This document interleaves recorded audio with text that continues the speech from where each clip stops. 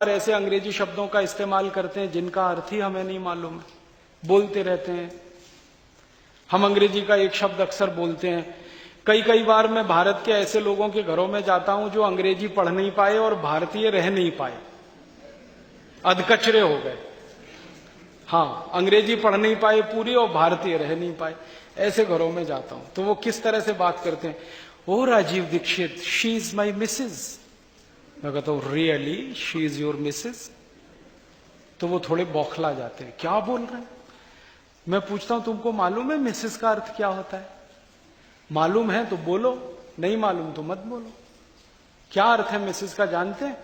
Mrs शब्द का अगर इतिहास आप पढ़ेंगे, इंग्लैंड में, यूरोप में क्या होता है ना, बिना शादी के पति पत्नी बन के साथ रहने की हजारों साल पुरानी परंपरा है, जिसको लिव इन रिलेशनशिप कहते हैं। यूरोप में शादी नहीं करते लेकिन रहते पति पत्नी की तरह से, बच्चे भी कर लेते हैं, शादी नहीं करते।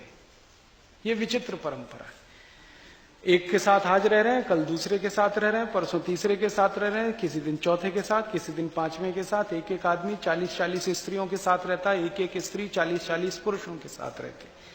अब उसमें होता क्या है कि जिन 40 के साथ रहते, जिसमें एक के साथ अगर शादी हो गई तो उसको छोड़कर सब मिसेज हो जाती है।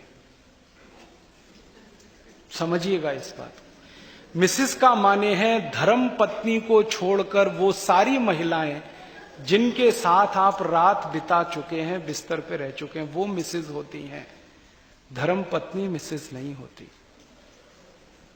और मिस्टर इसका उल्टा है। पति को छोड़कर वो सारे पुरुष मिस्टर हो जाते हैं। अब हम हमारी धर्म पत्नी को मिसेस बनाने में लगे रहते हैं, oh she is my Mrs. तब मैं कहता हूं really she is your Mrs? मत बोलिए, अच्छा शब्द नहीं, बहुत खराब। हमारे देश में इसके लिए बहुत सुंदर शब्द है, तो हम क्यों बोलें ये? जब नहीं हो तो बोलना मजबूरी हो सकता। अपने पास तो है ना श्रीमती। श्री माने लक्ष्मी, मति माने बुद्धि। तो लक्ष्मी और बुद्धि माने लक्ष्मी और सरस्वती जहां एक साथ हो, वो श्रीमती। कितना सुंदर शब्द। तो श्रीमती छोड़ के मिसेस में क्यों फंस गए? तो माताओं बहनों से निवेदन है कि मिस्टर ना कहें अपने पति को। भाइयों से निवेदन है पत्नियों को मिसेस ना कहें। यहां से शुरू करें। और एक बहुत खराब शब्द है अंग्रेजी का, मैडम।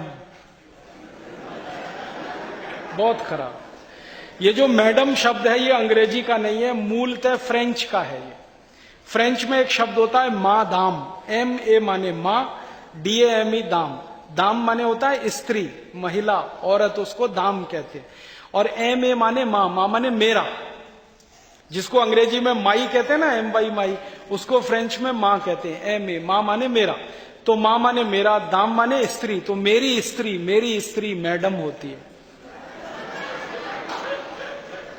और यहां आप हर एक किसी को कहने लगते हैं मैडम मैडम मैडम मैडम।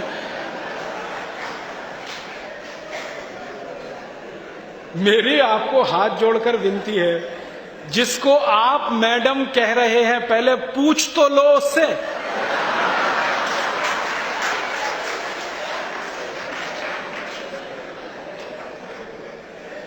आप पूछो और वो आपको परमिशन दे, तब आप उसको मैडम कहो। ऐसे ही किसी को मैडम कह देना बहुत खतरनाक है, मत बोलिए आप उसको। अंग्रेजी शब्दों का अर्थ जाने, समझें, फिर उसके बाद उनका उपयोग करें तो ठीक है। लेकिन जब आप जानते नहीं, समझते नहीं और उनका उपयोग करते हैं तो उसमें गुड़गोबर हो जाता है। तो ये फालतू अंग्रेजी शब्द अपने जीवन में ना लाएं।